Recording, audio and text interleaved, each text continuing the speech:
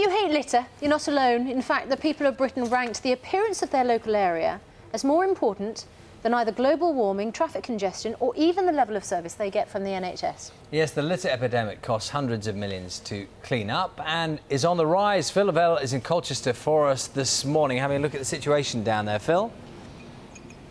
Yeah, look at that. Oh, there are hundreds and hundreds of bags of rubbish here. And this isn't the kind of rubbish that is collected from people's homes, from their wheelie bins, etc. This is actually all of the litter collected from the streets of Colchester over a 5-day period. Things like cigarette boxes, glass bottles, drinks cans and cigarette ends. And there are about 11.5 tonnes here. And if you can imagine this is one town over the course of 1 week, can you imagine what the situation is like across the country?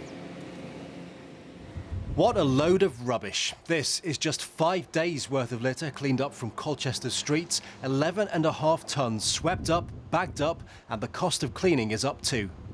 In fact, the price has shot up by £100 million in the last year alone, meaning the totals being spent in England is £858 million. But that is not representative of the rest of Britain. For example, Scotland's bill was around £100 million, which is roughly the same as it was before. And in Wales, they're actually spending less because there is less litter to pick up.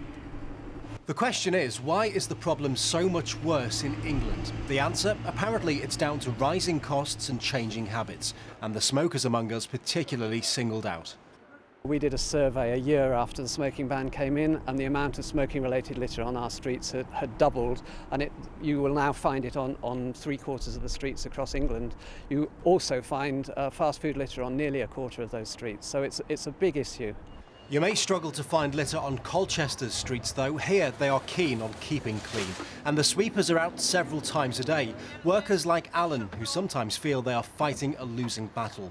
Our so-called 24-hour drinking culture now giving people like him a 24-hour problem. I'm not 100% sure whether people appreciate the job we do and how really difficult it is. Summertime, you've got burger cartons, you've got, you name it, you've got it. You've got smashed glass everywhere. They come in and out of bars with bottles, glasses. They end up all shattered everywhere, and it's a difficult thing to get that sort of stuff up. Keep Britain Tidy says we are more concerned about litter than petrol prices and global warming, and our worries about it are on a par with terrorism. A statement you may or may not agree with, though it is a fact that keeping part of Britain tidy at least is costing more. Well, we're going to be finding out more about that claim from Keeping Britain Tidy in just a moment. First, let's speak to Anne Torrell, who's the leader of Colchester Council. And Anne, we've had a couple of years where money's been tight now, and a lot of councils outsource their contracts for cleaning. So you would imagine, with them wanting the business, the cost would have gone down, not up. Why is it risen? I'm sorry. Yeah, you would imagine it would have gone down rather than up, yes, but the fact is it's all going up. All waste services or collections are becoming more expensive. And how many times a week do you collect refuse from people's homes in Colchester? Once a week. Once a week. And do you put extra resources into street cleaning because of that? Yes, we do. We put as many resources into street cleaning as we can. OK, great. Well, let's speak to Kevin Golding-Williams as well from Keep Britain Tidy. Thank you, Anne. Kevin, I must point out that we just said in that report, you said that people's concerns about litter were on a par with concerns about terrorism.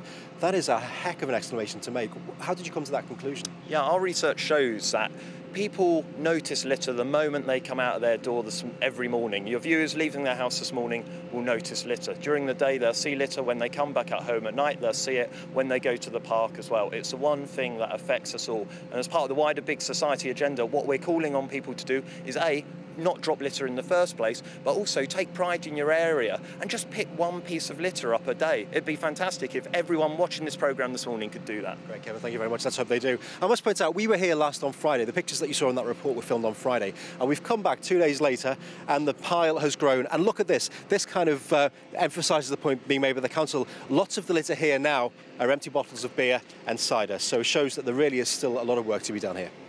Yes, good. Phil, thank you very much for that. Quite a few thoughts coming in this morning about litter. It's something that really does irritate people. I was just wondering how smelly that is there at Phil Lavelle's location. It looks absolutely revolting, doesn't it? You were saying earlier on about, what do you do if you see someone dropping litter? Do you mention it or not? Someone emailed in this morning saying they always say, "Excuse me, I think you've just accidentally dropped that." Right. But it's difficult, isn't it? And then what's the response they usually get?